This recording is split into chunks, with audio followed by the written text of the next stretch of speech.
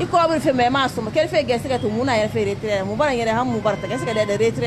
Depuis 2 mois, le quotidien des Guinéens est devenu un véritable parcours du combattant. L'objet de la discorde, l'accès à la liquidité via Orange Money. Aujourd'hui, obtenir un simple retrait de 50 000 francs guinéens relève des performances. Ce n'est plus un service, c'est une épreuve physique. Il faut marcher des heures, une boutique à l'autre pour s'entendre dire partout la même chose. Pas de cash. L'opérateur le plus populaire du pays, sur lequel repose toute l'économie locale, semble aujourd'hui incapable de répondre à la demande, enfonçant ses clients dans une impasse totale.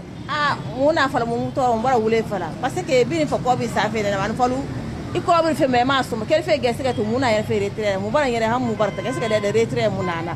Anu ndena ali mane yega pas na gagner na mana faut retrait. Haga mi fa fura ko fi retrait ba an falugo ina yere ba fi mu retrait suma. Ali mo mubato ki fa muna fara mu to mubara wule fala. L'impact de cette pénurie dévastateur en Guinée, Orange Money n'est plus une option, c'est une nécessité vitale. Des dépenses quotidiennes au sein des foyers jusqu'au paiement des frais de santé dans les hôpitaux, tout dépend de ce portefeuille numérique.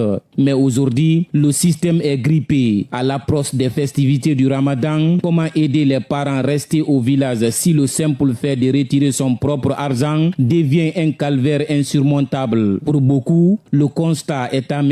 On ne gagne plus son retrait. On doit se battre pour l'obtenir. Je vois des mamans pleurer, surtout en ce mois saint. Des mamans venir, si vous partez dans les hôpitaux, il y a des messieurs, des dames qui viennent sur moi. Papa, s'il vous plaît, aidez-moi. Il y a mon fils qui est alité à l'hôpital. Les docteurs ne refusent pas qu'on leur fasse un dépôt Orange Money. Ils exigent coûte que coûte qu'il y ait l'argent liquide. Partout, c'est comme ça. Vous partez dans les boutiques, c'est la même chose. Mais vraiment, on souffre.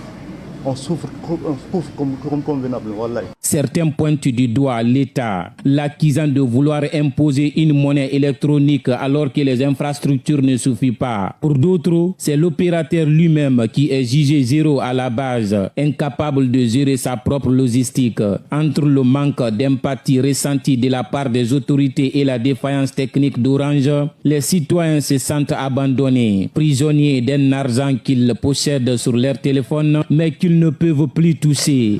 Non, selon le gouvernement, ils veulent nous envoyer à un stade qu'on n'est pas arrivé d'abord.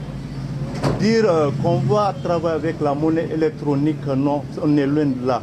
On est loin de là, franchement, on est loin de là. Imaginez-vous, on veut se comparer à des pays qui nous dépassent complètement. Mais nous, en tout cas, pour le moment, on n'en est pas arrivé. Avec la monnaie électronique, c'est impossible.